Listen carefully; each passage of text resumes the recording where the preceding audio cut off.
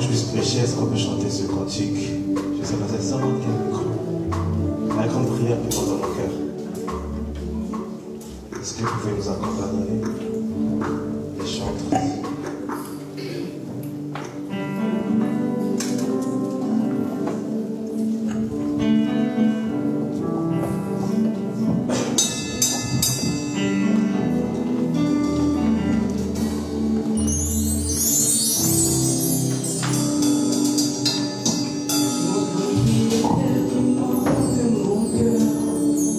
Gardez ton ciel ouvert sur moi, fais de moi un vase pour ta gloire, et que ma vie te plaise à jamais. Chaque jour je demeure à tes pieds, pour t'offrir ma vie de sacrifice, comme un parfum de bonne odeur, qui s'offre à chaque instant.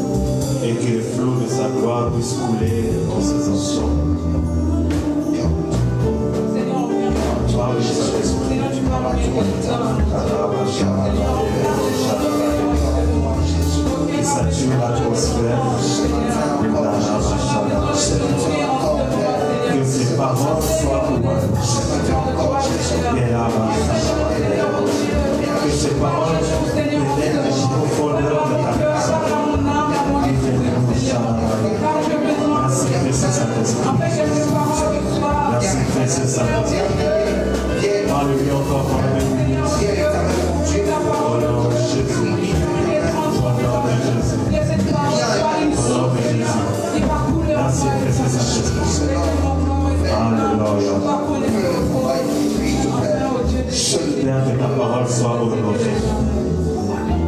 qu'elle bénisse plus d'une personne pour un seul instant, au nom de Jésus-Christ.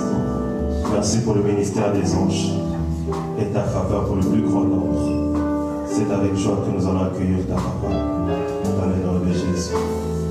Amen. Est-ce qu'on va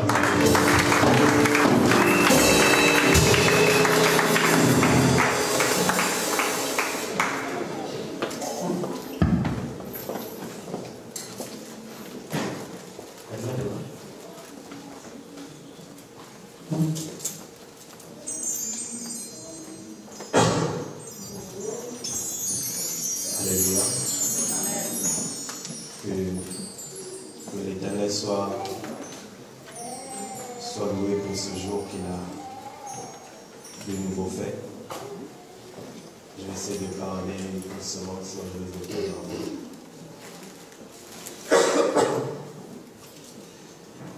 Et l'Éternel va nous faire du bien ce matin par sa grâce. Amen. Alléluia. Est-ce qu'on peut faire asseoir rapidement nos enfants?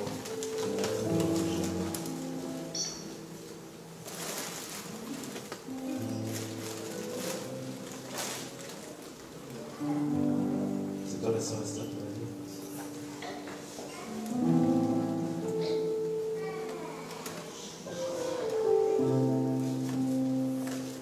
Ces derniers jours, j'étais en train de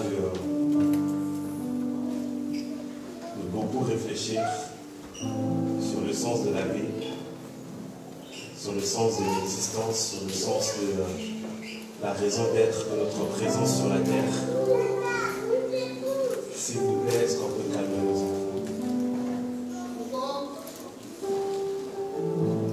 Sur le futur, sur l'éternité, sur Dieu. Et pendant que j'étais en train de penser, de réfléchir, le Seigneur a eu à m'inspirer ce message que je viens nous adresser ce matin. C'est un message capital, important, pour hier, pour aujourd'hui et pour l'avenir. J'ai l'habitude de dire que hier c'est hier, hier est dépassé, le passé est dépassé. Il y a des choses, même si on a envie d'arranger hier, on n'arrangera pas c'est hier. Mais Dieu nous donne l'occasion aujourd'hui de construire un avenir meilleur. Alléluia. Et voilà pourquoi ce matin je veux parler de quand la destinée crie. Quand la destinée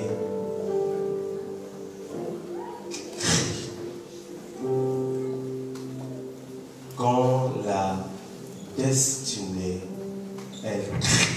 Il y a des saisons comme ça, nos destinées sont en train de crier. Il y a des moments dans la vie, nos destinées sont en train de crier. Et il y a des circonstances, il y a des situations où nos destinées sont en train de crier. Et le Seigneur m'envoie parler à plus d'une personne ce matin qui a une destinée glorieuse avec Dieu, qui a une destinée importante avec Dieu. Vous savez, là où vous êtes, le chemin qui vous reste peut-être à parcourir avec le Seigneur, c'est peut-être 5, 10, 15 kilomètres. Peu importe les kilomètres qui restent, il y a un chemin encore qui nous reste à parcourir avec Dieu. Je ne suis pas encore dans mon message. Quelqu'un me suit? Tu as une destinée, j'ai une destinée. Et la destinée, elle crie. Et nous allons voir au fur et à mesure que j'avancerai dans le message les situations, les circonstances, comment la destinée arrive à crier. Et comment Dieu, qui est le maître de notre destinée, met en place des choses, des éléments, des personnes, afin que nous puissions arriver là où nous devons arriver. Alléluia. Vous savez, pour qu'une espèce puisse survivre, il lui faut premièrement une bonne alimentation. Et dans un second temps, la sœur Esther en a parlé, il lui faut un bon environnement. Parce que vous prenez l'espèce humaine que nous sommes. Nous avons besoin de manger et de boire. Parce que 70% de notre corps a besoin d'eau. Sans manger, sans boire, notre corps va mourir. Et l'homme que nous sommes, si vous prenez cet homme humain, vous le mettez dans l'eau, sous la mer ou sous l'océan, nous allons mourir assez rapidement. Parce que l'eau n'est pas l'environnement propice, favorable pour la survie de l'homme. Quelqu'un me suit? C'est la terre, là où il y a l'oxygène, où nous pouvons respirer, qui est propice et favorable à l'homme. Donc quand l'homme manque d'une bonne alimentation, l'homme manque d'un bon environnement, l'homme est appelé à mourir.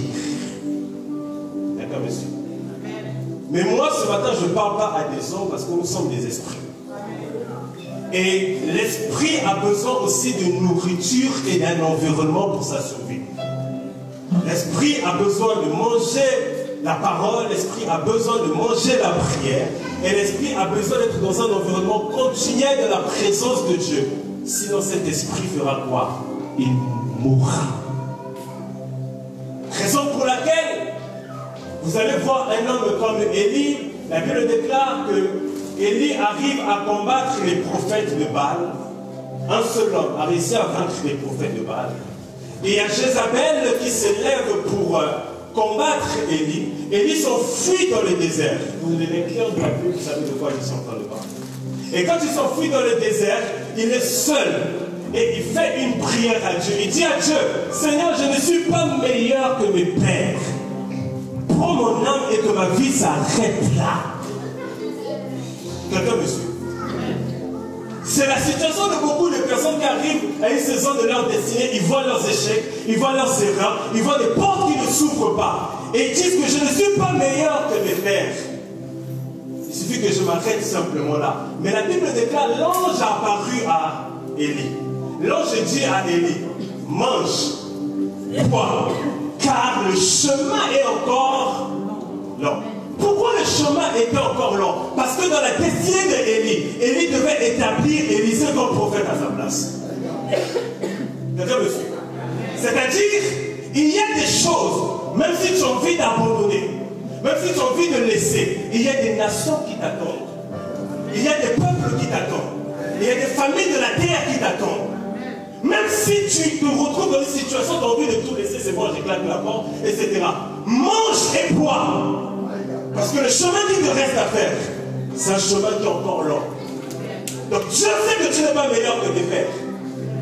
Dieu le sait. Je sais que l'harcèlement de Jézabel est en train de te donner l'esprit de suicide. Dieu sait que tu es dans l'échec. Il te dit mange et bois. Parce que le chemin est encore long. Et Dieu m'envoie dire à quelqu'un, mange et bois. Parce que le parcours que tu restes à faire encore, c'est un parcours qui est lent.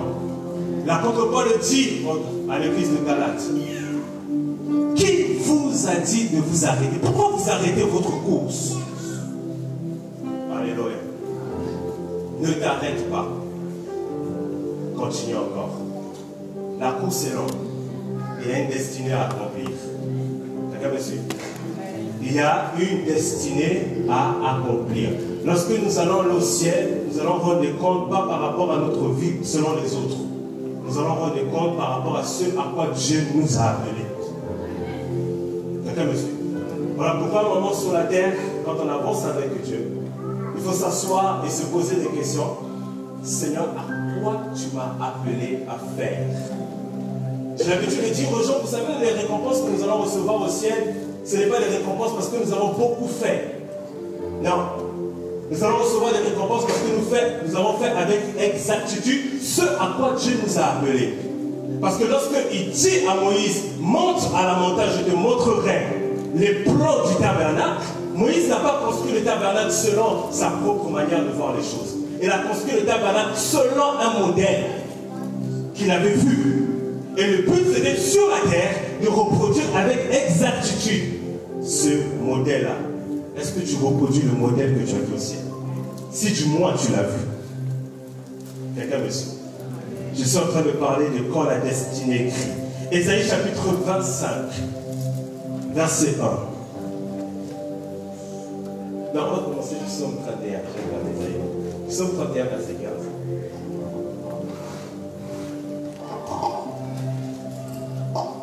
Je lis la parole du Seigneur. Psaume 31, verset 15. Mais en toi je me confie, ô Éternel. J'ai dit, tu es mon Dieu. En dessous. Mes destinées sont dans ta main. Répète-moi, mes destinées sont dans ta main. Mes destinées sont dans ta main. Mes destinées sont dans ta main. Mes destinées sont dans ta main. Sont dans la main de qui? De Dieu. Alléluia. Amen. Continue. Non. Délivre-moi de mes ennemis et de mes persécuteurs. Alléluia, on s'arrête là. Prends-moi Ésaïe chapitre 25, au verset 1. Amen. Ésaïe 25, verset 1. Ô Éternel, tu es mon Dieu. Je t'exalterai, je célébrerai ton nom, car tu as fait des choses merveilleuses. Tes desseins conçus à l'avance se sont fidèlement accomplis. Tes desseins conçus quand tu as eu 15 ans? Non. Quand tu as eu 30 ans? Non. Quand tu as eu 50 ans? Non. Ces desseins sont construits à l'avance. Et ces desseins ont fini par faire quoi? Accomplis. Alléluia. Est-ce qu'on peut acclamer pour le Seigneur?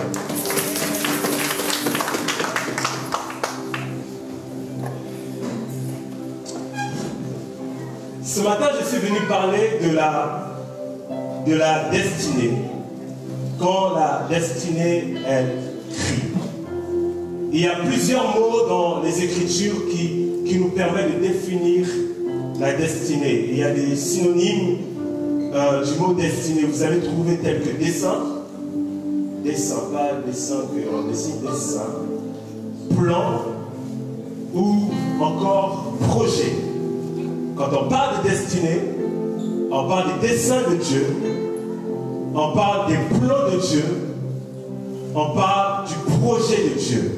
Je répète, quand on parle de destinée, on parle de desseins de Dieu, on parle de plans de Dieu, on parle de projet de Dieu.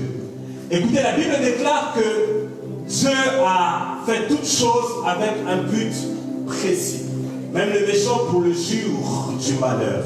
C'est-à-dire tout ce qui existe sur la terre a une destinée. Tout ce qui existe, tout ce que Dieu a créé a une destinée. Tant des animaux que de la création, que l'humain, parce que nous faisons partie de la création adamique, nous avons une destinée. Quelque part dans le début de livre, suivez-moi très attentivement, je vous emmène quelque part. Quelque part dans le début de livre de la Genèse, la Bible déclare ceci, que Dieu n'avait pas encore fait pleuvoir la pluie sur la terre parce qu'il n'y avait pas encore un homme qui a été créé pour pouvoir faire quoi? Cultiver la terre. Donc, il n'y a pas eu la pluie parce qu'il n'y avait pas d'homme. La présence de l'homme sur la terre était la raison d'être de la pluie. C'est-à-dire, tu existes pour quelque chose. En fait, ce que je vais expliquer, c'est quoi? Ta destinée est plus ancienne que toi. Ta destinée est plus ancienne que tes parents. Ta destinée est plus ancienne que ton église. Ta destinée est plus ancienne que ton travail. Ta destinée est plus ancienne même que le diable. Parce que Dieu, comme nous l'avons lu dans Ésaïe, il a conçu d'avance. Donc Dieu qui vient de l'éternité, qui n'a pas le temps, la Bible parle, lorsqu'on parle de Lucifer, la Bible dit que Lucifer a un jour où il a été créé. Mais ta destinée est plus vieille que le diable. Tu as une destinée, j'ai une destinée. J'ai un chemin avec Dieu. Tu as un chemin avec Dieu. Tu as un parcours avec Dieu. Tu as une mission avec Dieu. Il n'y avait pas encore la pluie sur la terre parce qu'il n'y avait pas encore d'homme qui était créé pour pouvoir cultiver la terre. Il y a des choses que Dieu ne fait pas dans notre entourage parce que nous n'avons pas encore été formés dans ces trucs-là. Quelqu'un me suit? Il y a des choses, il y a des nations, il y a des peuples, il y a des familles de la terre. Des visitations, des saisons qu'elles ne vivent pas encore parce que nous ne sommes pas encore arrivés en ces endroits-là. Quelqu'un me suit? Il y a des hommes sur cette terre à qui je parle même ce matin. Il y a des milliers de personnes sur votre dos. Quelqu'un me suit? Il y a des femmes, il y a des milliers de personnes derrière toi. Parce que c'est ça qui fait partie de ta destinée. Il y a des personnes qui comptent sur toi. Il y a des personnes qui seront sauvées que par toi. Il y a des personnes qui seront bénies que par toi. Il y a des personnes qui seront transformées que par toi. C'est ce qui fait partie de la destinée. C'est un Dieu, un chemin, un parcours et un point final. Donc la destinée ne dépend pas de l'homme. La destinée, c'est le chemin de Dieu. Même si elle ne te plaît pas, c'est ta destinée. La destinée, il peut pleuvoir. Même si ça ne te plaît pas, c'est ta destinée. Dans la destinée, tu peux vivre l'abandon, tu peux vivre la solitude, tu peux vivre le rejet, tu peux vivre le manque d'amour. Ça ne te plaît pas, mais c'est ta destinée. Alléluia. Parce que la matière didactique avec laquelle Dieu nous forme, c'est au-delà de sa parole. Ce sont les temps et les circonstances que nous vivons. Et ça fait partie de notre destinée. Alléluia. J'ai l'habitude de dire ceci. Quand tu grandis dans les choses de Dieu, et quand tu grandis que dans la vie, il y a un moment où tu dois revenir en toi-même et te poser la question, qui suis-je réellement? Parce que si tu n'arrives pas à comprendre qui tu es réellement, ce sont les gens qui vont te définir qui tu es. Or, l'humain te définira selon ton parcours, selon tes erreurs, selon tes échecs, selon ta jeunesse, selon ton incapacité de pouvoir bien parler comme Moïse. Ça, c'est l'humain. L'humain définit les choses selon son paramètre. Mais quand il s'agit de Dieu, il ne définit pas les choses selon cela, parce qu'il t'a connu bien en avance, avant que tu puisses arriver que sur la terre. Ça, c'est la destinée. Alléluia. Donc, c'est une chose importante lorsque nous grandissons, c'est de connaître qui nous sommes réellement. Voilà pourquoi lorsque on vient chercher Jésus, on vient chercher Jean-Baptiste dans le désert, on lui pose la question, qui es-tu? Est-ce que tu es le Messie? Il dit non, non, non, non, je ne suis pas le Messie. Je ne suis pas le prophète, mais je suis tout simplement la voix de celui qui crie dans le désert. Donc, il savait délimiter son identité, pas physique. Parce que physique, c'était simplement un homme qui mangeait des criquets et des sauterelles. Mais spirituellement, c'était un grand esprit qui devait préparer le chemin que du Messie. Et lorsque Jésus-Christ est venu sur la terre, il savait qui il était parce qu'il dit, je suis le chemin, la vérité, la vie. Je suis l'eau de vie, je suis la parole de vie, je suis. Il n'a pas dit ce qu'il n'était pas. Il a dit ce qu'il était réellement. Alléluia. Ce n'est pas toujours de l'humilité de ne pas confier et parler de ce que tu es directement. D'accord, monsieur? Parce qu'on a confondu l'assurance de soi et l'orgueil. Quand quelqu'un dit ce qu'il est, on le traite d'orgueilleux. Et on est dans des faux semblants. Non, je ne suis pas dans... Il faut connaître qui tu es réellement. Jésus-Christ est sur la terre. Il savait qui il était. Quand tu ne sais pas qui tu es, le monde fera quoi? Il tracera. Alléluia. Alléluia. Parce que notre valeur, elle est d'abord en Christ et non dans les hommes. Donc tu as une mission. Et cette mission-là, il y a des moments où elle fait quoi? Elle crie. Tu transportes une mission. Mais le problème, c'est que tu risques de mourir, même avant l'heure, sans avoir accompli ce à quoi tu as été appelé. Alléluia. Tu dois savoir ce à quoi tu as été appelé. Ce à quoi tu fais sur terre. Pourquoi tu es encore sur terre jusqu'à présent? Pourquoi Dieu ne t'a pas retiré à tel âge? Pourquoi Dieu te garde encore sur cette terre? Parce qu'il y a des choses que tu dois accomplir. Il y a des endroits où tu dois y aller. Il y a des œuvres que tu dois accomplir. Il y a des personnes. Frères et sœurs, j'ai compris un truc. Même Jésus nous enseigne dans les Écritures. Le souci de nous les humains, nous nous attachons là où des fois Dieu ne nous a même pas prédestinés. Et nous manquons de maximiser la chose que Dieu nous a mis. Parce que ce n'est pas dans un endroit où on ne t'accueille pas que partout on ne t'accueillera pas. Il y a 8 milliards de personnes sur terre.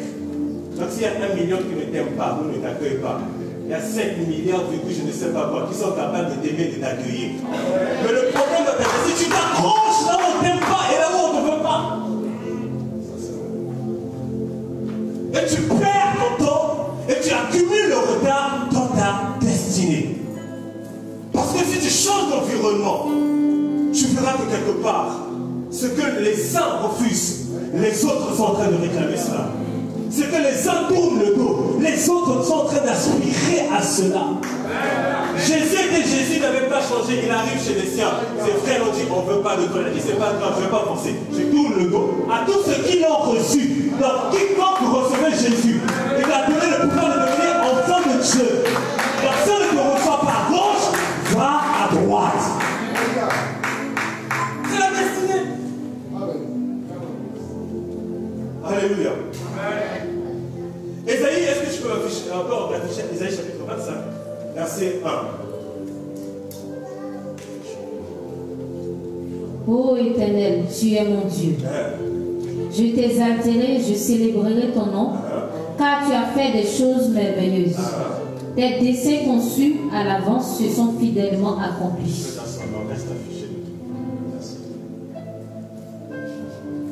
Ésaïe est en train de dire ceci. Tes desseins qui sont conçus à l'avance. Vous devez comprendre une chose dans la destinée et dans le caractère de Dieu. Dieu n'improvise pas les choses. Quelqu'un me suit? Nous les hommes, nous sommes souvent dans l'improvisation. Nous improvisons des choses dans notre parcours. Nous improvisons des choses. Demain, nous ne savons même pas. Le jour J, nous improvisons les choses. Ce n'est pas grave. C'est l'humain qui est comme ça. Mais Dieu est un sage. Dieu est réfléchi. Dieu est plus qu'un prophète. Dieu anticipe les choses. Il n'improvise pas une destinée. Il n'improvise pas une vie. Il n'improvise pas un parcours. Les choses que Dieu fait sont réfléchies depuis l'éternité. La Bible déclare qu'il les a conçues d'avance. Tu n'étais même pas encore né. Il avait conçu déjà ton parcours. Tu n'avais pas encore rencontré des humains sur la terre. Il avait déjà conçu les choses que tu devais vivre, qu'elles soient bonnes ou qu'elles soient mauvaises. Ça fait partie de ta destinée. Dieu est très réfléchi, les amis. Dieu est un fin stratège. Dieu est tellement sage, tellement intelligent, qu'il n'improvise pas les choses. Quand tu as l'impression que dans ton parcours et dans ta destinée, les choses ne se passent pas comme elles devaient se passer, c'est normal parce que ça c'est ton plan à toi. Mais le plan de Dieu ne suit pas forcément le plan des hommes. Le projet de Dieu ne suit pas forcément les projets des hommes. Il a son projet. Il a ses buts. Il a ses objectifs avec toi. Frères et sœurs, j'aimerais choquer des gens. Tout le monde n'est pas appelé à réussir en France. Je vous dis la vérité. Il y a des gens qui ne sont pas appelés à réussir en France. Parce que si dans ta destinée, ta terre d'élévation et de succès n'est pas la France, frère, tu vas lutter comme pas possible. Tu auras des miettes, mais tu ne vivras pas le maximum que Dieu a prévu pour toi. Amen. Voilà pourquoi, quand Dieu nous dit quitte, la réaction de l'homme c'est quoi? C'est de se braquer parce que l'homme a du mal avec le changement. Il arrivera un moment de ta destinée, Dieu te dira quitte ton pays, quitte ta patrie, quitte la maison de ton père. Ça fait mal, je dois abandonner les amis, je dois laisser ce travail, je dois laisser cette église, je dois laisser les relations que j'ai acquis ici, c'est quand Dieu te dit quitte. Parce que si tu ne quittes pas, tu ne deviendras pas patriarche. Si tu ne quittes pas, tu mourras avec ton père Térac. Parce qu'on parle souvent dans l'histoire d'Abraham, on parle souvent de l'autre, mais on oublie le premier, ceux qui mettaient des pines dans le pied d'Abraham, ce n'était pas d'abord son neveu, c'était son père. Térac. Parce que Térac était un occultiste. Et quand Abraham a commencé le voyage, à un moment, Dieu devait faire mourir Térac pour créer un changement. Alléluia. Si vous n'êtes pas prêt au changement dans la destinée, il y a des choses que vous n'allez pas évoluer. Il y a des saisons dans la destinée, tu vas pleurer. Il y a des saisons dans la destinée, tu vas te séparer des personnes. Ce n'est pas la division, c'est la séparation. Dieu vous dit que vos chemins doivent se séparer. Ça fait partie de la destinée. Il y a des chemins dans la destinée, tu te retrouveras seul, sans argent. Ça fait partie de la destinée. Il y a des moments dans la destinée, tu te retrouveras fort et vide. Ça fait partie de la destinée. Les gens ne comprendront pas. Les gens se poseront des questions. Mais toi qui es dans la révélation de Dieu, tu sais que c'est ta destinée. Vous voyez, je vais vous choquer en disant ceci. Des fois, les gens qui nous aiment trop, des fois nous empêchent de vivre la destinée de Dieu pour nous. Oui. Oui. Pierre aimait trop Jésus. Jésus. À telle enseigne qu'il a pris l'épée et a coupé l'oreille de ma fille. Mais regardez cette histoire. Lorsqu'on vient arrêter Jésus, Pierre coupe l'oreille à un moment, Jésus est en train de s'entretenir avec ses disciples. Pierre dit, en tout cas, je ne vais pas aller à la croix, je paraphrase. Je ne vais pas aller à la croix. Jésus lui dit pas, à rien de moi. Mais est-ce que Pierre, ce qu'il était en train de dire là, c'était méchant? C'était dans le bon sens, c'était pour le bien de Jésus. Mais tellement que l'amour il avait pour son leader pouvait empêcher et constituer la destinée de Jésus, parce que Jésus devait passer par la croix. Quelqu'un me suit? Des fois ça fait mal. Les gens qui vous aiment veulent vous sortir du trou. Ce n'est pas mauvais, c'est l'humain. Et si Dieu vous dit, et Dieu que vous devez passer par là, vous allez passer par là. Ça fait partie de votre destinée. Quelqu'un me suit? Il y a une mission que tu as. Il y a un chemin que tu as avec Dieu. Il y a un parcours que tu as avec Dieu. Et dans la saison dans laquelle nous sommes, tu dois comprendre cela. Sinon, tu vas vivre comme le commun des mortels. On va t'enterrer, on te pleure. Et on met un rime sur les réseaux sociaux 2 semaines après on t'oublie. Alléluia. Et nous devrons aller rendre des comptes devant Dieu par rapport à la destinée que nous avons vécue. Vous savez, Jésus n'a pas fait beaucoup de temps sur la terre. Il a fait à peine 33 ans. Mais il a accompli sa destinée. Il n'est pas mort avant le temps. Les esprits de mort de sa famille, ce n'était pas ça. Il est mort au temps de Dieu. Il devait aller à la croix, ressusciter, sauver les hommes. Il est parti. Parce que la raison d'être notre présence sur la terre, ce n'est pas d'abord le manger, le boire. Ce n'est pas d'abord la vêture. Ce n'est pas d'abord les mariages des enfants. C'est la chose à laquelle Dieu t'a appelé. Quelqu'un me suit? Et les rencontres que nous faisons, souvent Dieu les met de manière stratégique par rapport à notre appel. Les endroits où nous sommes, Dieu nous positionne dans ces endroits stratégiques par rapport à notre appel. Les circonstances que nous vivons, souvent c'est par rapport à notre appel. Parce que s'il y a une option de destinée, il y a aussi des épreuves de destinée. N'est pas Joseph qui y veut. Hein? N'est pas Joseph qui y veut. N'est pas David qui y veut. N'est pas Jésus qui y veut. Et il y a des choses si on te donne, tu vas mourir rapidement. Il y a des épreuves si on te donne, tu vas fuir le Seigneur rapidement. Mais ceux qui sont destinés à la grandeur, Dieu leur donne des capacités, une énergie comme pas possible. Peu importe les circonstances qu'ils vivent, ils restent fermes dans leur foi. Parce que c'est ça l'école de la grandeur. Frère, quand tu veux être grand, arme-toi d'un cœur solide, des nerfs solides. Quand tu abandonnes, tu continues. Tu as l'argent ou pas, tu continues. Quand tu aimes ou pas, tu continues. Que tu es bien ou pas, tu continues. C'est l'école de la grandeur. Et personne n'est arrivé dans la grandeur où tout le monde l'a acclamé. Frère, il y a des choses. Souvent, la vision nous donne raison à la fin, pas au début. Quand tu construis, les gens, comme ils voyaient même Noé, ils regardent et disent, qu'est-ce qu'il est en train de faire? Oh, il est fou. Quand ils étaient en train de voir la tour de Babel, même si Dieu a frappé la tour de Babel, les gens ils étaient en train de voir la vision, ils disaient que mais non, c'est n'importe quoi. Mais la vision de foi part à la fin et pas au début. Alléluia. C'est ce que j'aime avec Dieu. Quand tu commences à changer le langage des hommes et des femmes qui t'ont négligé dans les faibles commencements, qui ne croyaient pas en toi. Et le jour de la gloire, le jour de la bénédiction, le jour de l'élévation, le jour des choses, il y en a de ceux qui se répandent et disent réellement tu étais de Dieu et tu avais la chose de Dieu. Mais il y a ceux qui vont garder encore la jalousie dans leur cœur. Mes frères et sœurs, il y a une chose qui est incontestable, ce sont les résultats visibles. Un homme, une femme qui manifeste des résultats avec Dieu, que vous le voulez ou pas, Dieu marche avec lui.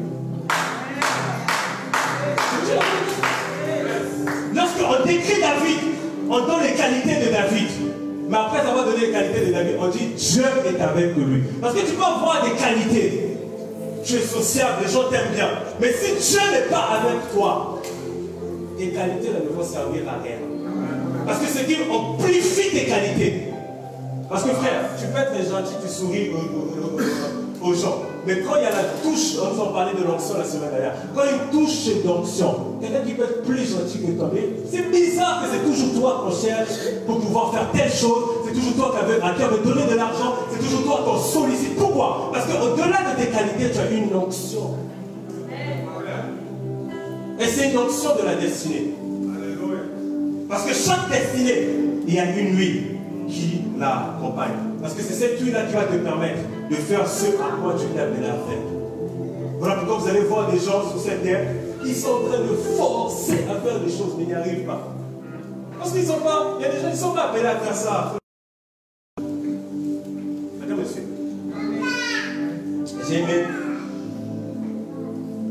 un jour dans mon travail, on fait une réunion, et lorsqu'on est en train de discuter entre les collègues, les responsables, les chefs, on s'est dit ceci. Il y a un moment dans la vie, il faut savoir mettre les bonnes personnes au bon endroit. Avec les personnes qui ont des compétences au cours. Parce que des fois, pour combler des vides, le milieu de travail, au lieu qu'ils nous facilitent le travail, mais ils viennent encore rajouter plus de travail. Mais celui qui est appelé pour ces choses-là, prenez un informaticien, là où toi tu vas galérer avec je ne sais pas quoi. Moi, il y a des choses, des fois je suis devant l'ordi, même si on est né, grandi en France, on connaît des choses, et certaines choses-là c'est compliqué, et Excel, toutes ces choses-là et tout, là, les tableaux dynamiques et tout. Tu appelles seulement ta collègue, excuse-moi, est-ce que tu peux venir ça en 2 minutes, la personne elle a réglé le problème. Alors que toi j'étais là pendant 30 minutes. Mais t'es mon orgueilleux, non. Vous avez les mêmes salaires, c'est pas orgueilleux qui vient de t'aider. Pourquoi? C'est la destinée. Parce que quand tu es destiné à quelque chose, Dieu te donne les compétences pour ces choses-là. Dieu te donne les capacités pour ces choses-là. Dieu te donne l'onction pour ces choses-là. Quand la destinée crie, le premier point.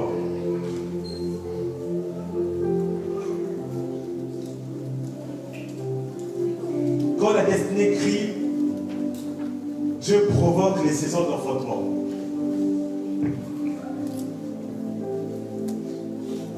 Je répète, quand la destinée, elle crie, Dieu provoque des saisons d'enfantement. Regardez ceci.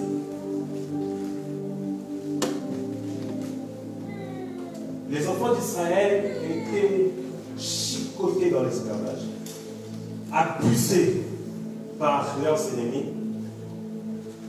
Mais de leur destinée, c'était un grand peuple, un puissant peuple, qui devait aller s'installer à la terre de Canaan.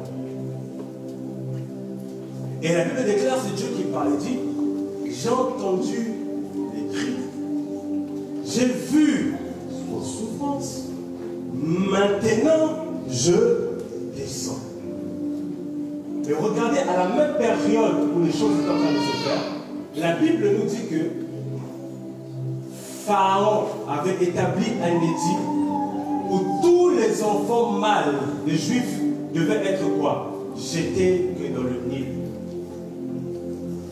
Et parmi ces femmes-là qui étaient enceintes, il y avait la mère de Moïse aussi, qui était avec elle. Mais il y avait un édit, il y avait une pression diabolique, démoniaque, pour tuer cet enfant qui devait naître et emmener le salut du peuple juif. Mais parce que la destinée était en train de crier vers Dieu, Dieu a provoqué l'enfantement parce que Moïse était plus qu'un prophète, Moïse était le symbole du réveil. Moïse était le symbole de la délivrance. Moïse était le symbole du salut. Donc quand il y avait des douleurs, quand il y avait des pleurs, Dieu a provoqué l'enfantement. L'enfantement c'est quoi? C'est des choses invisibles qui passent dans le visible. Quelqu'un me suit? Une femme qui est enceinte, elle va à l'échographie. Si ton mari a un gros front, on va voir peut-être le front rapidement, et on ne va pas bien voir le visage de l'enfant. Le seul moment où tu verras clairement l'enfant, c'est le jour de la naissance. C'est là quand il ressemble à son père ou il ressemble à sa mère. C'est au moment de l'enfantement. Parce que l'enfantement fait quitter un autre monde vers un autre monde. Le monde du visible, ainsi que le monde de l'invisible, ainsi que le monde du visible. Donc quand l'enfantement, Dieu veut faire enfanter des choses, parce que ta destinée en train de crier, c'est des choses en toi, des choses qui dorment en toi. Il y a une saison d'enfantement où les choses là commencent à se réveiller. Jésus était fils de Dieu depuis la sémence a été engendrée. 5 ans, il n'y a rien qui se passe. 10 ans, rien qui se passe. 15 ans, rien. Année. Tu as commencé maintenant la saison d'enfantement de Jésus. Ce qui était. Amen. Frère, les gens ne te connaissent pas encore. Je vous dis la vérité. Les gens ne te connaissent pas encore. Il y a des choses en toi que Dieu n'a pas encore manifestées. Il y a des choses en toi que Dieu n'a pas encore mis dehors. Et il y a des capacités en toi que toi-même tu ignores cela. Mais quand la destinée est en train de crier, tu es obligé de le faire enfanter, ça doit sortir. Parce qu'il y a des personnes qui sont en train de crier. On a besoin de cette grâce-là. On a besoin de cette intelligence-là. On a besoin de ces capacités-là. On a besoin de son élégance. On a besoin de son savoir-faire.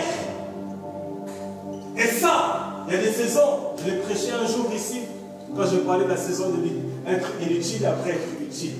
Oui, il y a des saisons dans la destinée, tu seras inutile, alors que tu es capable de faire des choses. Mais tu seras inutile, tu te considéreras comme inutile parce qu'on ne te sollicitera pas. Mais quand la saison de l'enfantement arrive, frères et sœurs, la Bible déclare que les femmes hébreues, elles étaient quoi? Elles étaient vigoureuses. C'est-à-dire, même si tu voulais les empêcher de pouvoir enfanter les mâles, les femelles, à ce moment-là, l'enfant sortait sans effort. Parce qu'il y avait une onction que dans ces choses-là. Chacun me suit. Quand tu es dans ta destinée, il y a une saison que tu dois enfanter des choses. La Bible parle d'un homme qui s'appelle David. David, il avait l'art de la guerre, il savait combattre contre le lion, il savait combattre contre l'ours. Mais quand la saison de l'enfantement est arrivée, on le voit, et lorsqu'on le voit, il retourne à faire ce qu'il devait faire d'habitude. Mais quand il devait être dans une autre dimension, la Bible déclare que David, il est en train de continuer à jouer de la harpe. Les gars de Saoul qui passaient par là, ils regardent David. Ils voient que c'est un joueur de harpe. Ils voient qu'il est beau. Ils voient que c'est un homme de guerre. Le Seigneur est avec lui. Ils sont partis parler de David au roi. Et Dieu, nous avons vu un homme qui sait jouer de la harpe. Il va peut-être calmer les esprits qui sont en toi. Pourquoi? Parce que David était dans sa saison d'enfantement. Est-ce que c'est ce jour-là que David avait appris à jouer de la harpe? Non. Il savait jouer de la harpe, mais il était caché en Dieu. Mais quand l'enfantement vient, tu deviens visible. Quelqu'un me suit? Quand l'enfantement vient, on te sollicite. Quand l'enfantement vient, on vient te chercher. C'est pas, frère, vous savez ce qu'on appelle les chasseurs de tête. Les chasseurs de tête, c'est des gens qui sont à la recherche, des gens qui sont prêts, ils ont des grandes compétences, des gens qui sont bons dans leur domaine. Donc les gens comme ça là, c'est pas eux qui vont avec leur CV chercher d'emploi en emploi. Il y a des chasseurs de tête qui les cherchent et qui disent je ne sais pas quoi. Pourquoi? Parce que ce sont des espèces rares. Et il y a des destinées comme ça, il y a des choses que toi tu transportes, c'est rare. J'ai décidé un jour dans ma vie une chose. Je parlerai très difficilement de mes défauts, bien que j'en ai beaucoup. Pourquoi? Parce que mes ennemis font déjà la publicité de mes défauts. Oui, ils n'ont pas besoin de rajouter encore. Je dois plus parler de mes qualités, parce que c'est de mes qualités que le monde a besoin. C'est pas des défauts. On te met dans une interview, on te demande quelles sont tes qualités et quels sont tes défauts. Tu commandes les défauts et les qualités, je n'arrive même pas à dire tes qualités. Est-ce que je vais te donner le poste? Les défauts, on fait déjà la publicité de tes défauts. Fonde tes qualités. Qu'est-ce que tu es capable d'apporter sur la table? Qu'est-ce que tu es capable d'apporter dans une église? Qu'est-ce que tu es capable d'apporter dans la vie d'un partenaire? Qu'est-ce que tu es capable d'apporter dans le lieu de travail? On n'est pas dans le monde seulement, non, je ne sais pas faire. Non, il y a des choses aussi que tu sais faire. Il y a des choses aussi que tu as. Tu as tes défauts, ok, mais moi j'ai besoin de ce que tu es capable de faire. J'ai besoin de ce que tu es capable de faire que ton voisin n'est pas capable de faire cela. Chacun me suit. Il y a les temps d'enfantement. dans la destinée, quand elle commence à crier, tu arrives dans une saison, toi-même tu ne sais pas, tu commences à vivre des surnaturels, tu commences à vivre des choses inexpliquées. Dieu veut enfanter quelque chose, comme Samuel, qui était là au pied de son père. Dieu lui parle, il ne comprend pas. Il va voir son père. Tu m'as appelé? Il dit non, retourne là-bas. Mais Dieu voulait enfanter quelque chose de prophétique dans la vie de Samuel. Mais au début, il tâtonnait. Frères et sœurs, ne décourage pas celui qui t'attend d'abord au début. Parce que tu ne sais pas, il y a un grand prophète qui va sortir de là. Samuel, il tâtonnait au début de son ministère. Il écoute, non, ça c'est pas Dieu. Non, ça c'est Dieu, etc. Mais le Père était là pour lui dire, va encore, écoute très bien. C'est Dieu qui lui parlait. Et plus tard, c'est le même Samuel qui le déclare, les paroles qui sortaient de sa bouche. Il n'y en a aucune qui tombait, qui ratait. Il était précis. Je ne sais pas, à part peut-être Élisée. Je n'ai pas vu beaucoup de prophètes comme Samuel. Là où on va dire, je vois à peu près, et c'est là Samuel, il voit et dit, ça arrive. Pourquoi? Parce qu'il a vécu une saison d'enfantement dans sa vie. Frère, tu n'es pas encore arrivé là où tu peux arriver. Tu n'es pas encore, même si tu as 50 ans d'âge, il te reste 10 ans, tu n'as pas encore vécu des choses. Papa, il a parlé la semaine dernière d'un homme comme Benny Hinn. Benny Hinn, je ne sais même plus laquelle, j'ai plus de 60 ans passé. Je vois, il a fait une conférence, j'ai vu, il a fait une conférence au Nigeria avec les grands pasteurs des Nigériens. Les Joshua Selman, les Boyakilomé, tous, ils étaient là, Benny Hinn, les gens KO, onction. Tu dis, mais avec à tel âge, le gars continue à transporter une telle onction. Parce que ça, c'est à lui, c'est à lui. Alléluia. Il y a des saisons d'enfantement. Il y a des saisons que Dieu provoque pour que les choses qui sont en nous sortent. Des grâces qui sont en nous. Parce que quand il t'a créé, il a mis un potentiel.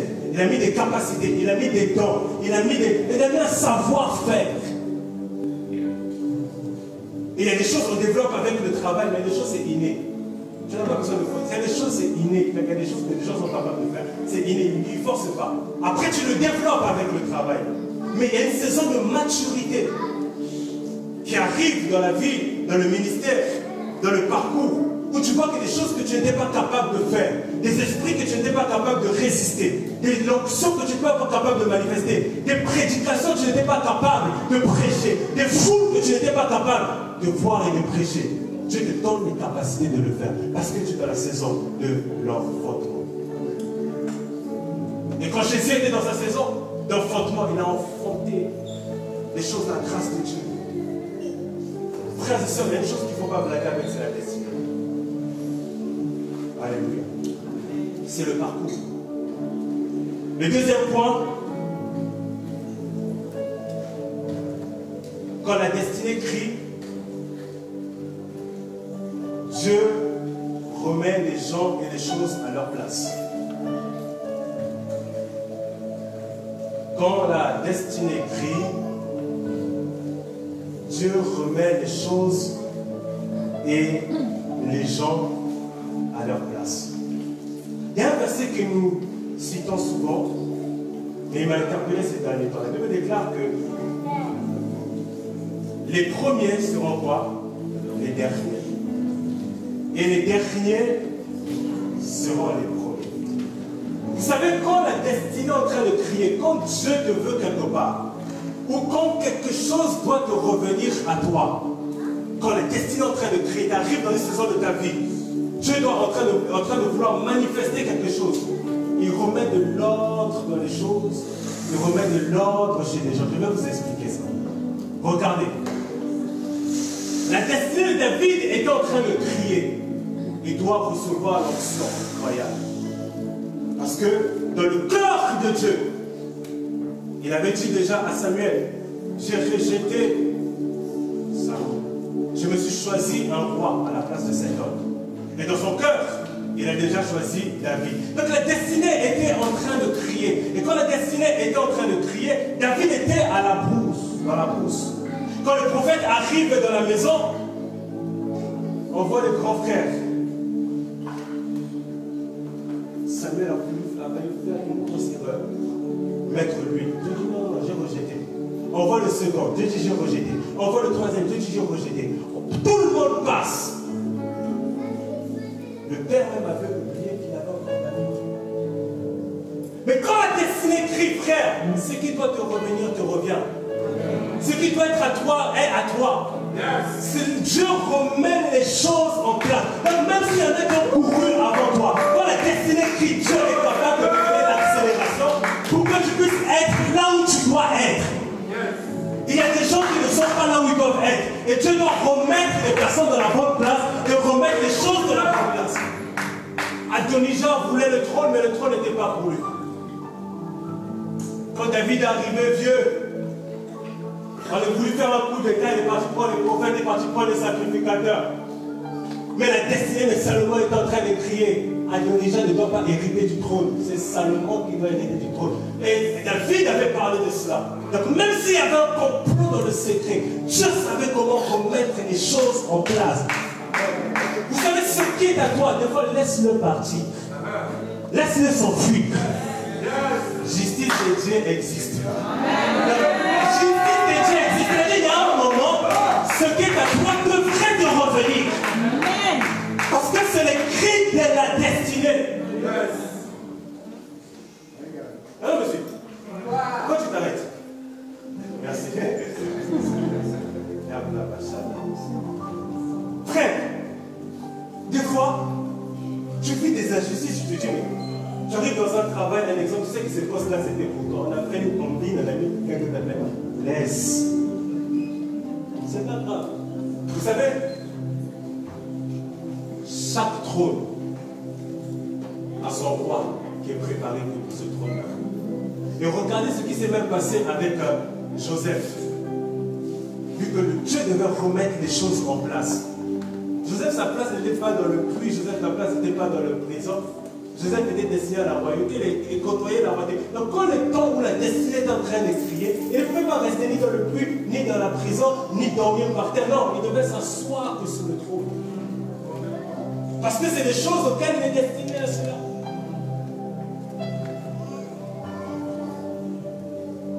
Quelqu'un me suit. Très souvent, ceux qui font le coup d'État en Afrique et qui arrivent à avoir le pouvoir par coup d'État, ils finissent comment? Ils finissent mal. Alléluia. Parce qu'avec Dieu, on ne gagne pas dans la tricherie. Parce que Dieu ne se contente pas simplement des résultats, Dieu se contente aussi de la méthode qu'il utilise qui emmène au résultat. Tu peux avoir le résultat, mais si ce n'est pas la bonne méthode. Regardez, Moïse avait le résultat, mais il n'avait pas la bonne méthode parce qu'il manquait de la maturité. Moïse, il vient voir ses frères, il voit qu'il y a un Égyptien qui est en train de frapper un de ses frères. Moïse, il l'agit sur le coup de la colère. Il tue l'Égyptien. Mais c'est le même, là, il a commis une erreur. Il s'enfuit parce qu'on cherchait à l'abattre. Mais quelques années plus tard, quand tu rencontres Dieu, il a acquis la maturité. Il avait plus de 40 ans. Il était devenu adulte. Dieu lui dit, retourne en Égypte. Il est parti sauver ses frères, non avec la violence, mais avec la verge. Pourquoi? Parce que c'était la méthode que Dieu avait préparée. Des fois, nous avons des bonnes motivations, mais nous utilisons les mauvaises méthodes. Or, dans la destinée, Dieu regarde aussi les méthodes que nous employons pour arriver au résultat que escompté. Donc, quand la destinée crie, Dieu remet les choses en sa place. Vous savez, Hérode, c'était un imposteur. Quand Jésus est né, Hérode, c'était un imposteur. Ce n'était pas sa place d'être roi. Mais à un moment, Dieu l'a fait tomber. Parce que la destinée de Jésus est en train de créer. À quel on sait, quand Jésus vient de naître, Hérode même commençait à avoir peur. Oh, comment ça, le roi de Juifs vient de naître, etc. Donnez-nous l'information où il est né pour que moi aussi je puisse l'adorer. Parce qu'il savait que ce qu'il avait acquis, il n'avait pas bien acquis. Regardez souvent les bien mal acquis, comment ta conscience elle te parle. Si on est sincère entre nous-mêmes. Tu sais que comment tu as acquis cela, ta conscience doit te parler. Quand la destinée crie, Dieu remet les choses à sa place. Dieu remet les gens à leur place. Dieu met les bonnes personnes là où il faut. Dieu met les bonnes choses là où il faut. C'est là que tu commenceras à vivre les bonnes choses. Comment tu vas vivre la saison des bonnes choses. Tu commences à vivre la gloire de Dieu. Parce que ta destinée était en train de crier. Les choses se remettent en place. Il y a des gens qui étaient premiers. Dieu les a laissés courir. Mais ils savaient que les derniers, là, je suis en train de les préparer.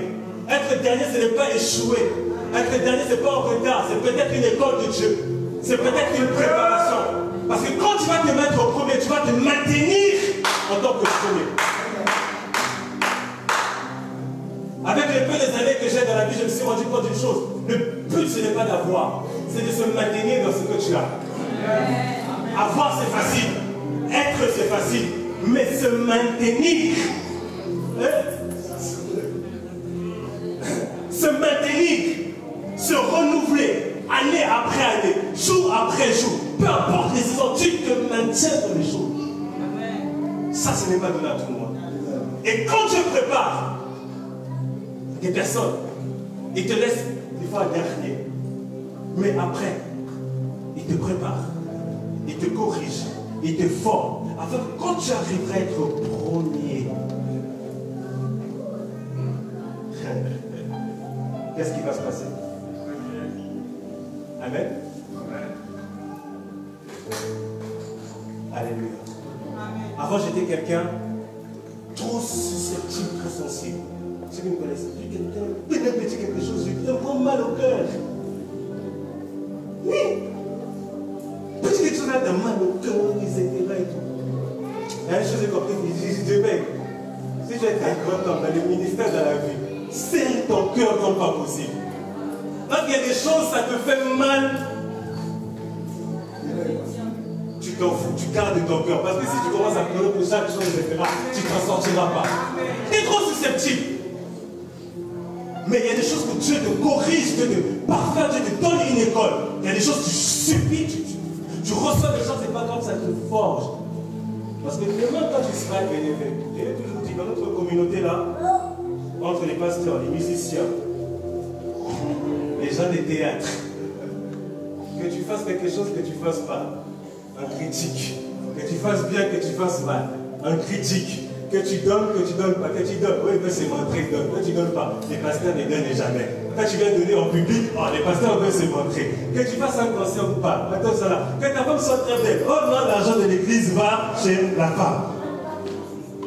Sa silhouette change un peu, oh, elle est partie en Turquie. Notre communauté.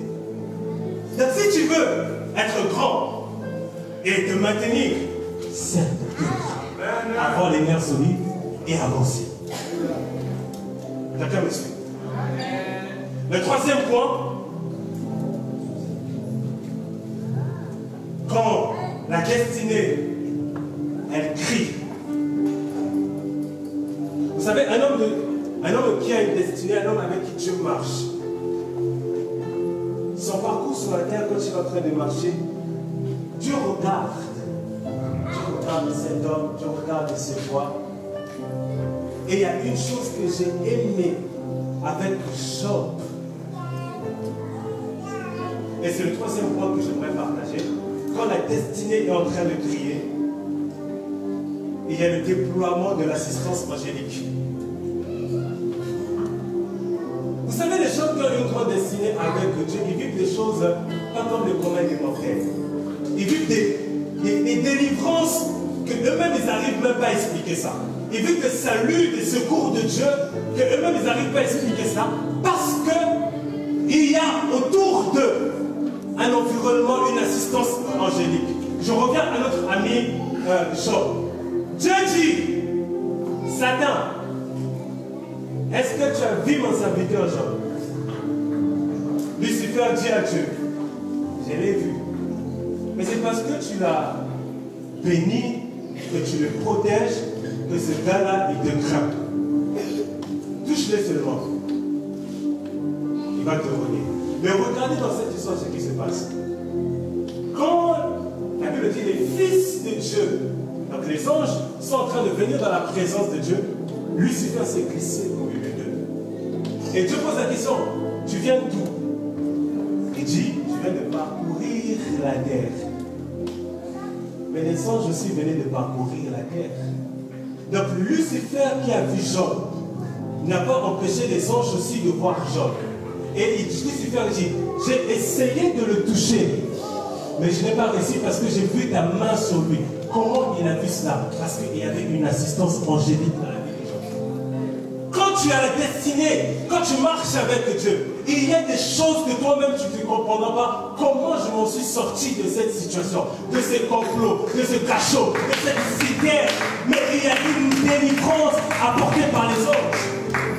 Parce que tu ne peux pas mourir comme ça, non. Non. Tu ne peux pas sécher comme ça dans le désert. Il y a des anges qui sont destinés à nos vies, à nos ministères. Il y a des anges qui sont destinés à notre parcours. Il y a des anges qui se positionnent dans notre environnement. Il y a des anges qui sont avec nous. Et eux là, quelqu'un me suit. Vous savez le problème, c'est que nous ignorons comment Dieu fonctionne et comment le monde spirituel fonctionne. Je vous dis, un homme qui a la grâce de Dieu, qui a l'onction du Saint-Esprit, qui a une grande destinée avec Dieu, il sait qu'il n'est pas seul, il sait avec qui il marche. Il sait avec qui il marche. Un jour, j'ai dit à quelqu'un ceci. J'ai dit à cette personne-là, s'il te plaît, évite de faire ce que tu es en train de vouloir faire. Parce que je t'aime tellement que je n'ai pas envie que mon amertume me pousse à ouvrir la bouche et de me dire. Parce que je sais que ça arrivera. Je vous dis la vérité. Vous savez, quand on parle, qu'on bénisse ou qu'on maudisse, c'est qui exécute ces paroles? C'est qui? C'est les anges. Quand un homme de Dieu là, il dit que Dieu te bénisse, que Dieu te guérisse, qui va faire l'opération de ces choses-là? C'est les anges qui marchent avec eux. Donc vous ne savez, vous ne pouvez pas mesurer les types des esprits qui marchent avec vous. Et je ne parle pas simplement des esprits qui nous attaquent la nuit, ça c'est ceux qui sont contre nous. Mais il y a des esprits qui sont avec nous. Quand tu parles sur des choses, ces choses arrivent. Quand tu ordonnes des choses arrivent. Quand tu es dans des situations compliquées, ils viennent te défendre, ils viennent te délivrer, ils viennent t'arracher de tout danger. Jésus l'a dit, mais si ça dépendait, moi j'aurais prié mon Père, il aurait envoyé des gens. Parce que la destinée est en train de crier. Quand Dieu voit un enfant de Dieu en train d'être dans des combats complexes, dans des vides complexes, Jésus sortait, disait la Bible de cas, il y a des anges qui sont venus le consoler. Parce qu'il y a des anges qui consolent. Parce que la destinée était en train de crier. Frères et sœurs, vous portez en vous des richesses divines que vous ignorez. Vous portez en vous un investissement divin que vous ignorez. Voilà pourquoi le monde rejette et ne veut plus forcément beaucoup des chrétiens. Parce que les chrétiens sont devenus comme... Jésus dit que nous sommes la lumière de ce monde. Au lieu de manifester notre identité chrétienne, nous sommes devenus comme les prophètes, à l'époque des prophètes de Baal, nous cachons dans les cavernes. Alors que nous avons des richesses en nous. Nous avons un potentiel en nous que le monde a besoin. Il y a des situations, il y a des circonstances. Tu crieras à l'Éternel et il enverra des anges que pour te soutenir. Il enverra des anges que pour te secourir. Parce que quand la destinée est en train de crier, vous savez, Pierre était en prison. Et Pierre, sous le plan des hommes, il devait mourir en prison. Mais dans sa destinée, le gars-là, il ne devait pas mourir en prison. Sa destinée était tellement en train de crier qu'il y a un ange qui est venu entrer que dans sa prison. Pourquoi? Parce que lui, il porte en lui l'investissement de Dieu. Frère, s'il y a une chose qu'il ne faut jamais perdre, et jamais douter, c'est l'amour de Dieu pour toi et la paix de Dieu qui repose sur ta vie. Ne doute, je t'interdis à partir d'aujourd'hui de dire cela. Que Dieu t'aime. Dieu t'aime. Et Dieu a un plan pour toi. Quand tu te verras dans des situations compliquées, il enverra les anges. Parce que la destinée que tu es en train de transporter est forte.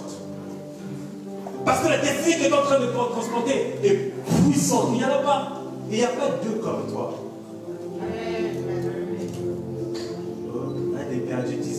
mais tu vas pleurer. Je vous dis la vérité. Que ce soit en amitié, dans les relations spirituelles, en amour, il y en a qu'on perd, on ne retrouve pas. Parce que leur apport, vous savez, il y a des gens comme ça, même dans la famille, on les a perdus, depuis on sent un vide dans la famille. Vrai ou faux? Parce qu'on sait que cette personne-là, vous savez, il y a des gens dans notre vie, ils n'ont pas besoin forcément d'avoir beaucoup d'argent, rien que leur bonne humeur des fois, apporte plus, je vous dis la vérité. Il y a des gens comme ça, quand ils sont là, tu sais que tu vas rire. Il ne va peut-être pas te donner de l'argent, il ne va peut-être pas te donner une relation, mais tu vas passer, même si tu avais des soucis, tu vas rire, tu vas rire. Cette personne, si vous le perdez, si vous la perdez, combien va te faire rire après? On est trois orgueilleux. Un des perdus, 10 vient d'être trouvé. Mais on ne retrouve pas les 10. On ne retrouve pas les 10. Parce que chacun d'entre nous, dans le bon et dans le mauvais, nous sommes uniques. Ta destinée est unique, ta mission est unique, tes compétences sont uniques, ta grâce est unique, ton onction est unique. Tu n'as peut-être pas l'onction de prêcher aux foules, mais tu as une onction pour réparer peut-être des choses. Et ça, on sait que si tu n'es pas là, ça sera compliqué pour que tu sois sur le pas. Même si on prend quelqu'un d'autre, ça ne va pas avoir le même résultat. Alléluia. Oh, je cours après. Le quatrième point, quand la destinée, elle crie, il y a une chose que Dieu fait.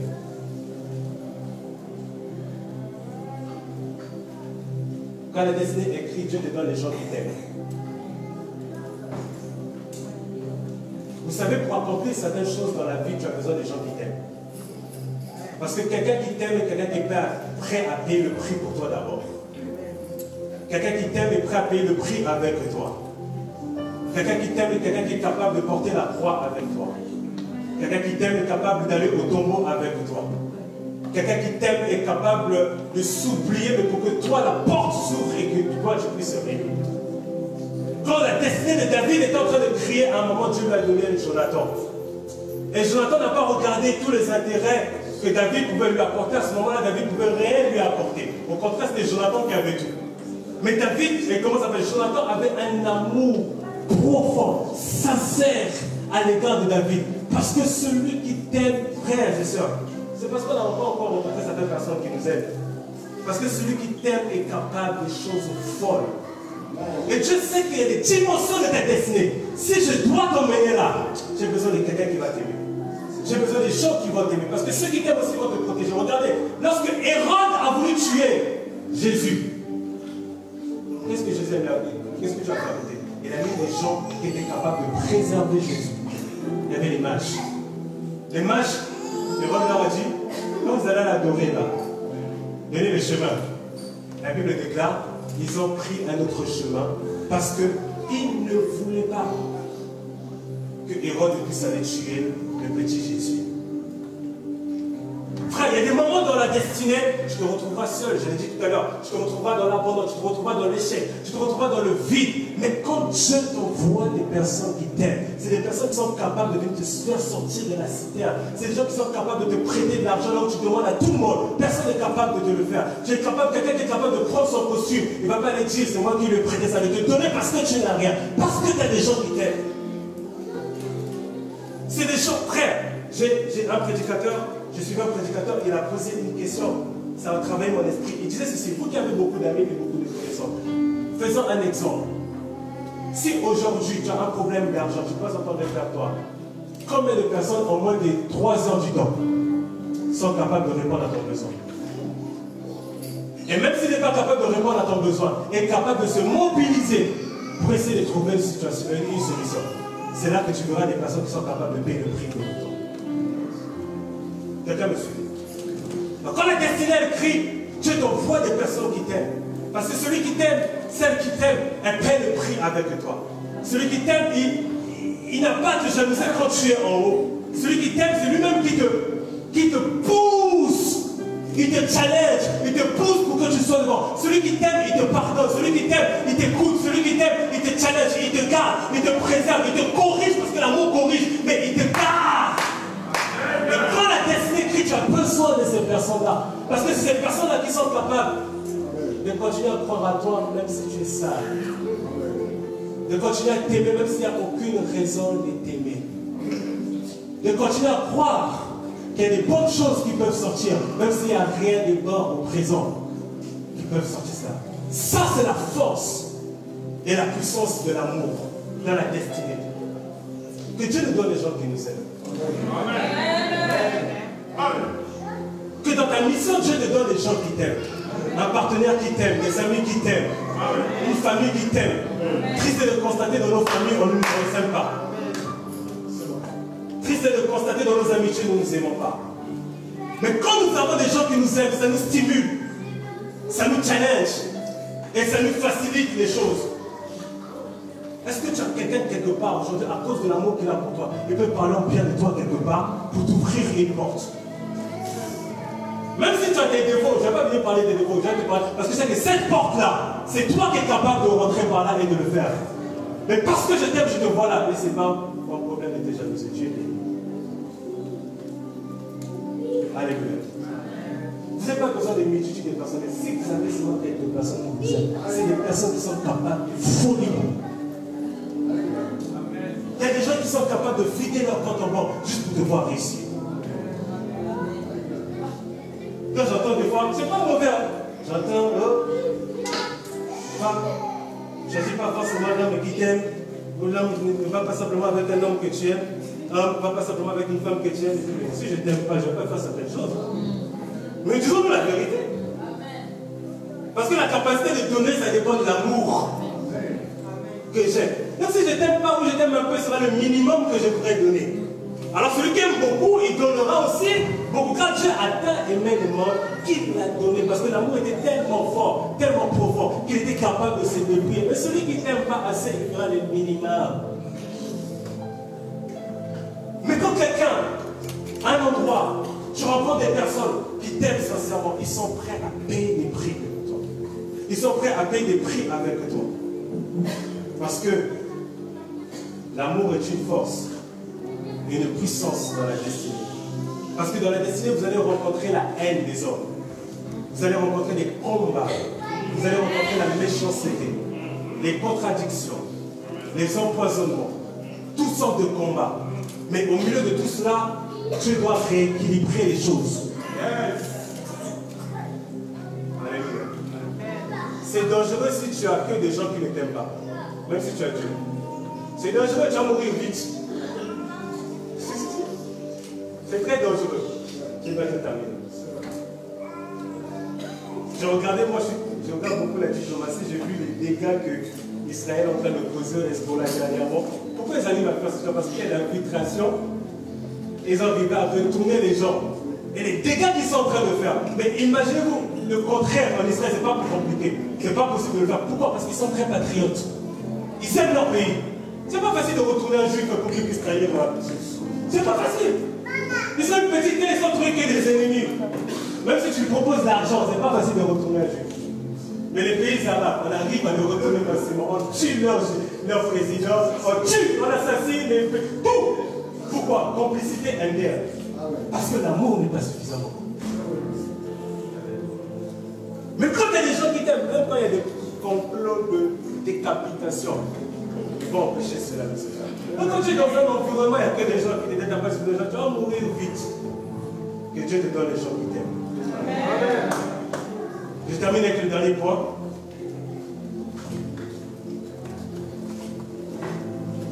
Nous allons le lire.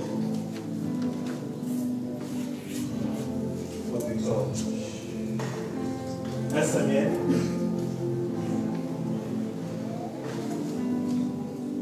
Chapitre 19 et 20. Dans le chapitre 19, tu commenceras dans Elkana, une des relations.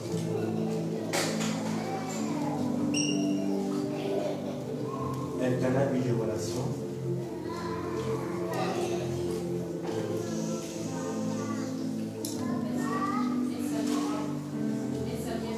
Verset 1. Saoul parla à Jonathan. Non. Elkana eut des relations. Là, ça met chapitre 1 à partir de verset 19.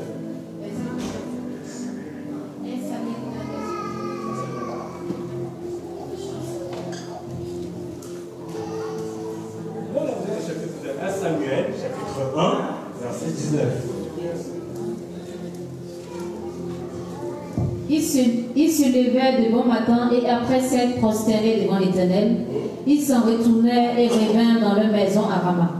Elkana connut Anne, sa femme, et l'Éternel se souvint d'elle. Elkana connut Anne, sa femme, et l'Éternel Se souvint d'elle. Ouais. Dans la cour de l'année, Ouais. Anna devint enceinte et elle enfanta un fils qu'elle nomma Samuel. Car, dit-elle, je l'ai demandé à l'Éternel. Merci. Est-ce que je termine par là? Est-ce que tu peux remonter?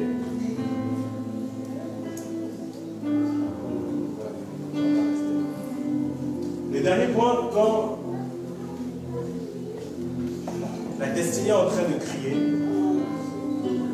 il y a une phrase que j'aime beaucoup dans ce texte.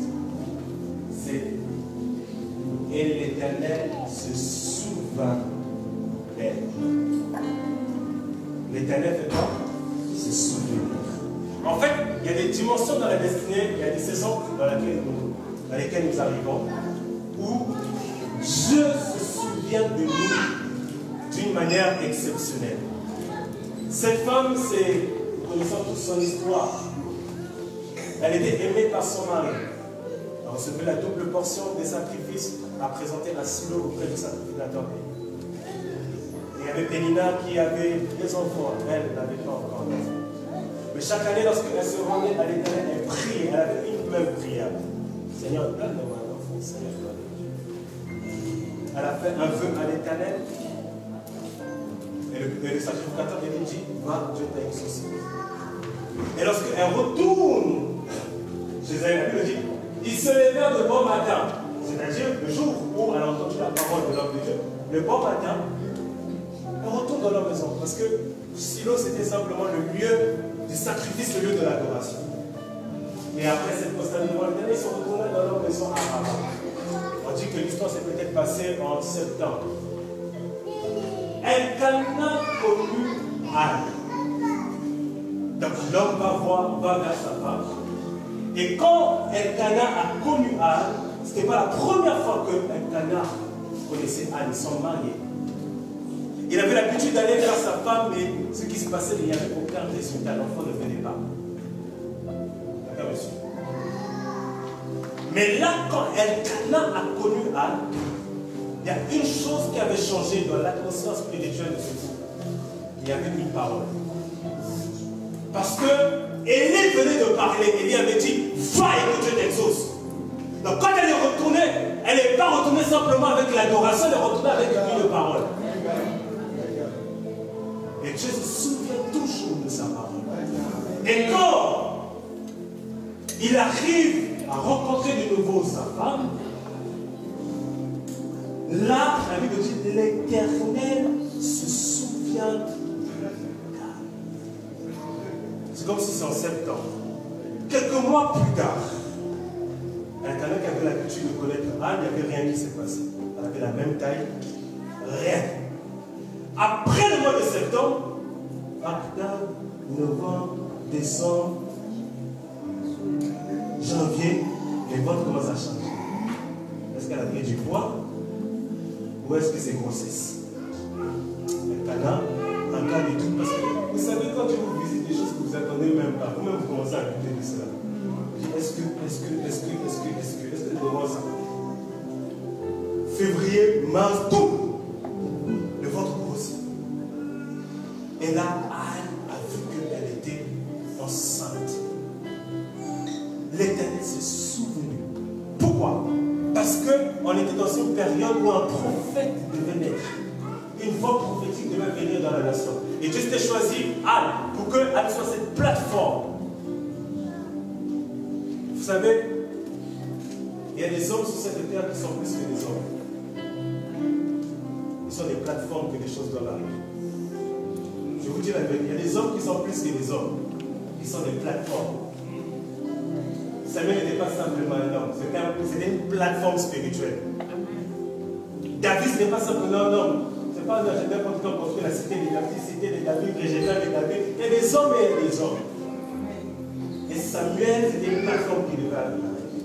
L'Éternel s'est souvenu. Pourquoi? Parce que la destinée de Samuel est en train de crier. Je ne peux plus rester dans l'invisible. Je ne peux pas rester dans la stérilité de ma mère. Je dois sortir. Il y a des gens qui ont besoin d'entendre la voix prophétique au travers de moi. Et à l'Éternel s'en est souvenu. Que Dieu se souvienne de toi. Amen. Qu'il se souvienne des paroles qu'il a prononcées à son sujet. Vous savez, il y a des saisons dans la destinée quand tu arrives là. Seigneur, ce n'est pas parce que je suis digne. Ce n'est pas à cause de mes offrandes. Ce n'est pas à cause de mes sacrifices. Ce n'est pas à cause de ma sanctification. Ce n'est pas à cause de mes dîmes. Mais souviens-toi de moi. À cause de ta parole. Parce que quand il avait parlé, il savait ce qui allait arriver dans 5 ans ou 10 ans. Et il ne renie pas sa parole. Il ne renie pas sa parole. Des choses qui ont été annoncées d'avance. Des choses qui ont été conçues d'avance. S'il est conçu que tu arriveras dans tel endroit, tu y arriveras. S'il est conçu que tu seras telle chose, tu le seras. S'il est conçu d'avance que tu auras tel chemin, mais après cette chose-là, tu arriveras là. Tu arriveras parce que c'est la destinée. Frère, quand tu rentres chez toi ce soir, cet après-midi, pense à ta destinée. Qui es-tu? Qu'est-ce que tu as dit? Qu'est-ce qui a été conçu d'avance? Ne vis pas ta vie comme ton voisin. Ton voisin, c'est ton voisin. Toi, c'est toi. Ne te compare pas, parce que dehors, nous regardons souvent la scène de l'autre. Mais peut-être tu as plus gros, mais qui n'est pas encore servi à ta table. Qu'est-ce que tu transportes? Qu'est-ce que tu transportes? Tu es plus que ce que tu es. Plus que ce que je vois, plus que ce que les autres voient. Plus que ce que le monde voit. Le monde voit l'homme extérieur. Et le monde est incapable de faire le plus grand des prophètes. De voir réellement ce que tu transportes comme grâce, comme impact, comme destinée, comme lumière. Et c'est à ceux-là que Dieu te destine. Est-ce qu'on peut se lever, on va prier? Dis à Dieu, Seigneur, souviens-toi de moi. Je sais que tu m'as créé pour un but. Je suis peut-être éloigné de toi. Je suis peut-être sur le chemin de ma destinée. Donne-moi la force que je continue à courir. Donne-moi les gens qui m'aiment. Mets-moi à la place où je dois être. Souviens-toi de mes sacrifices. Souviens-toi de ce que tu as dit à mon sujet. Souviens-toi de ce que tu avais dit au prophète. Souviens-toi de ce que tu m'avais dit dans mes songes. Souviens-toi de ce que tu m'avais dit dans ta parole. Commence à élever la voix. Parle de ta destinée à Dieu. Parce que ta destinée, c'est le chemin. C'est la raison d'être de ta présence sur la terre. Élève la voix, prie le Seigneur. Prie le Seigneur. Nous sommes en train de prier pour nos destinées. Que tu puisses enfanter des grâces. Tu puisses enfanter des saisons prophétiques. Tu puisses enfanter des fils et des filles. Tu puisses enfanter la grandeur. Tu puisses enfanter l'impact. Tu puisses enfanter des choses merveilleuses de la part du Seigneur. Que tu as une grande destinée. Malgré les combats, malgré les chemins, malgré les ténèbres, ta destinée est plus vieille que tes ennemis. Ta destinée est plus vieille que le diable. Que Dieu te donne la force de continuer à courir jusqu'à ce que tu atteignes la destination finale. Si Dieu te voit dans la grandeur, qu'il puisse t'emmener là-bas. S'il te voit élevé, qu'il puisse te faire asseoir sur le trône. S'il te voit puissant, que tu puisses l'être, même si le parcours n'a pas été parfait jusqu'à présent, qu'il puisse t'emmener. Une femme de destinée, un homme de destinée, au nom de Jésus, prie le Seigneur. Ce n'est pas une question d'âge, c'est une question de l'investissement de Dieu en toi. Ce n'est pas une question d'âge, c'est une question de l'appel de Dieu en toi. Il y a des choses qui doivent se réveiller. Et que ton entourage doit voir cela. Ta famille doit voir cela, ton église doit voir cela. Il y a des choses. On doit se dire non. Cette femme est une femme de Dieu. Cet homme est un homme de Dieu. Il y a des choses. Tu dois prier. Tu dois aller loin. Ton intelligence, ton option, tes capacités, ton flair. Au nom de Jésus. Au nom de Jésus. Je vais prier pour le jour. Précieux Saint-Esprit, merci pour ta parole. remercie pour ton Église. Que ce Saint-Esprit aligne-nous à ta volonté. Ce qui est bon, parfait et juste pour toi. Que le ciel nous soit favorable. Et que les destinées, Seigneur, qui sont entre tes mains, vivent des accomplissements en grand nombre en cette saison. Au nom de Jésus-Christ. Accompagne cette parole afin que l'on reconnaisse que tu es Dieu et que cette parole vient de toi. Elle est bénie, elle est boite au nom de Jésus-Christ. Qu'un esprit de Dieu nous anime, que nous soyons révolutionnés, encouragés dans la foi, persévérants et payant le prix pour là où tu es en train de nous emmener. Parce que là où nous sommes, ce n'est pas là où Seigneur tu nous vois. Il y a des plus grandes choses. Et merci de nous emmener vers là-bas. Au nom de Jésus-Christ. Amen. Que Dieu le bénisse.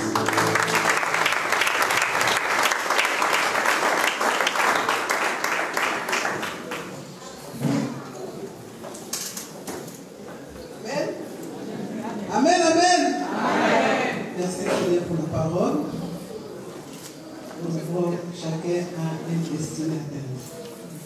Notre Dieu, il est la parole, il nous a parlé et nous avons la foi et nous allons atteindre notre destinée si nous pratiquons la parole de Dieu, la volonté de Dieu, et cela va nous arriver. Et Dieu bénisse son serviteur, merci pour cette bonne parole. Nous allons nous lever pour bénir notre Dieu. Nous nous a donné nos offrandes de Dieu. Nous allons bénir notre Dieu. Nous allons nous lever pour bénir notre Dieu. Nous sommes bénis et maintenant c'est à nous de bénir notre Dieu. Amen.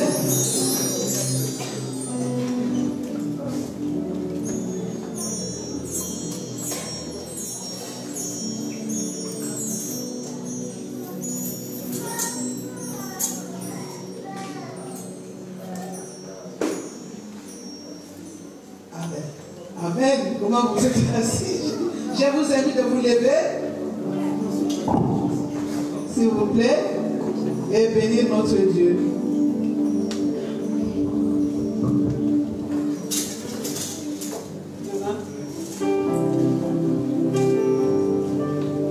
Tu opères de miracles, Jésus.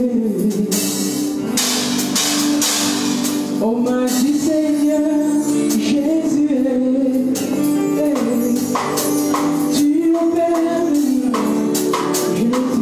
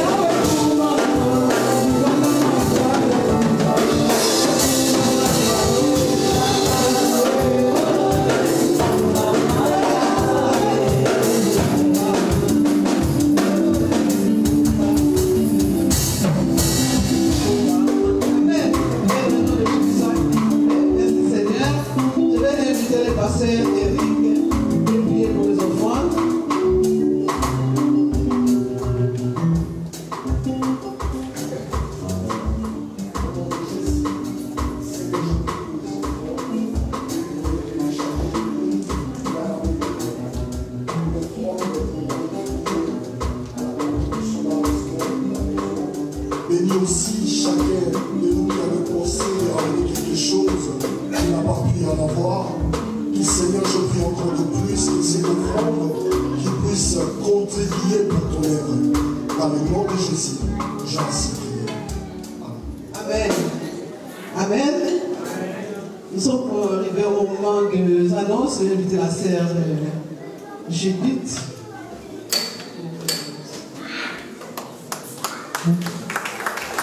Amen. Shalom, peuple de Dieu. Alors pour ce dimanche 22 septembre, nous rappelons donc les annonces pour l'Église.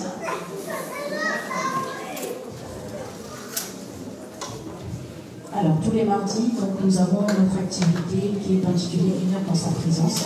Notre prière de 19h à 20h. Et pour le mardi prochain, ce temps sera...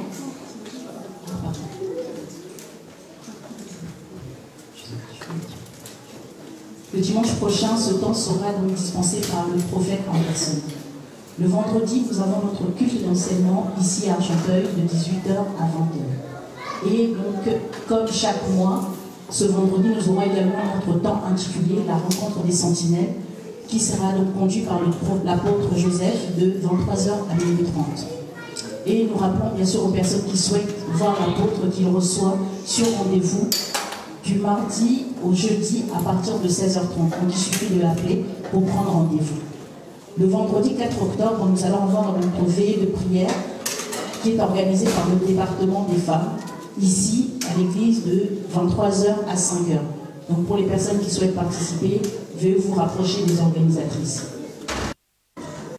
Du 3 au 25 octobre, nous allons également avoir notre temps intitulé donc, le marathon de prière. Donc, il s'agira de 3 jours de jeûne et prière. Et donc il y aura un peu plus de précision plus tard. Pour les candidats qui souhaitent passer par les eaux du baptême, veuillez vous rapprocher du pasteur Jeveuil, donc après le culte, pour le temps de l'instant. Et nous avons eu donc notre frère Léta qui a perdu sa sœur jumelle de 38 ans à Kinshasa. Donc nous attendons le programme de la famille et en attendant, vous pouvez le contacter pour le soutenir moralement au 07 69 02 08 87. Vous pouvez bien sûr également le soutenir dans la prière pour que le Saint-Esprit puisse vraiment consoler la famille. Et comme nous sommes une famille, nous mettons également en place une participation, donc un soutien financier. Donc pour les personnes qui souhaitent donner, vous pouvez vous rapprocher de la sœur Béa et de la sœur Olga pour les participations financières. Merci. Amen.